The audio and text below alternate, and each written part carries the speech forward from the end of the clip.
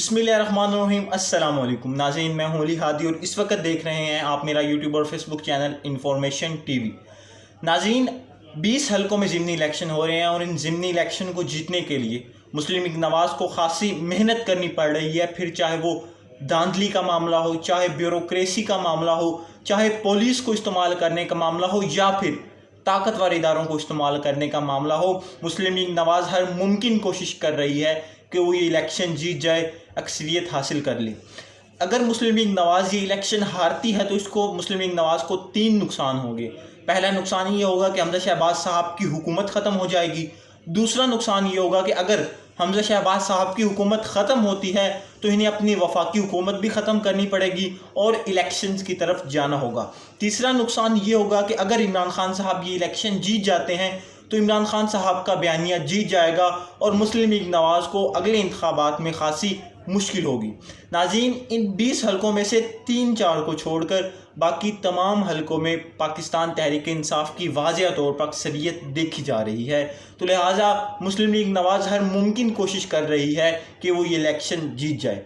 अब जो मुनहरिफ अराकीन हुए थे, जो आज़ाद उम्मीदवार थे, जो आज़ाद अरगान थे, उनके पास तो अपनी जस्टिफिकेशन है कि हम आज़ाद लड़के आए थे, लिहाजा हम जीतने के बाद PTI में हमने शिरकत की। लेकिन जो PTI की टिकट पर इलेक्शन लड़े, जीते और असम्बली में आए, जिन्होंने PTI की वोट लेकर असम्बली में आए और अपनी ही हुकूमत गिरा दी, उन्होंने अपनी आवाम के साथ गद्दारी की, अपनी आवाम के साथ बेवफाई की, अपनी आवाम के साथ धोखा किया। फिर वो चाहे अपने ज़ाती मफाद के लिए हो, चाहे करोड़ों रुपए लिए हों, चाहे किसी इदारे के हाथों मजबूर होकर किया हो, कोई भी मामला हो, उन्होंने अपनी आवाम के साथ गद्दारी की। नाज़रीन, इन 20 हलकों में से जो मुनहरिफ अराकीन हुए थे, जो लोटे हुए थे, उनमें से जो बड़े लोटे हैं उनको इलेक्शंस की कैंपेन चलाने में खासी मुश्किल आ रही है, क्योंकि जब सिर्फ इस वजह से नहीं कि उन्होंने पाकिस्तान तहरीक इंसाफ का साथ छोड़ा और मुस्लिम लीग नवाज़ में चले गए, सिर्फ इस वजह से नहीं कि उन्होंने इमरान खान साहब को धोखा दिया, इस वजह से कि जब उन्होंने इमरान खान साहब का साथ छोड़ा था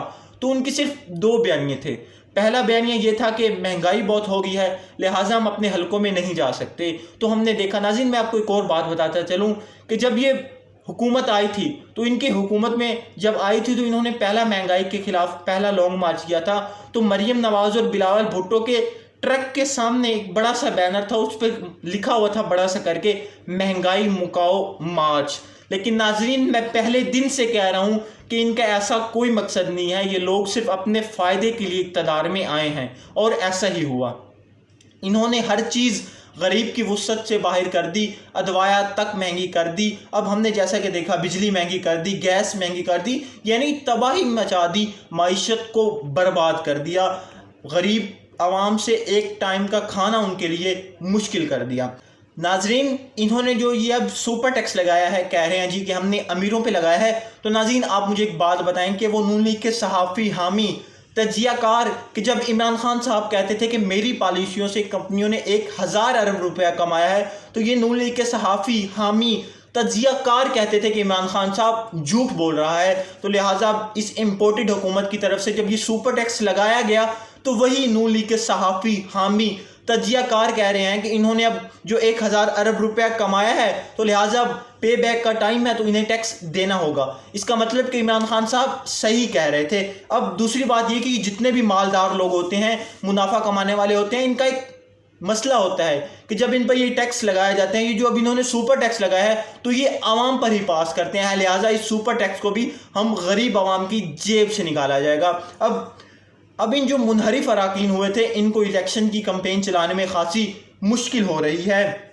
महंगाई पहले से ज़्यादा है, लोड शेडिंग पहले से ज़्यादा है, बिजली पहले महंगी कर दी, लिहाजा इनके लिए इलेक्शंस की कैंपेन चलाना खासी मुश्किल हो रही है।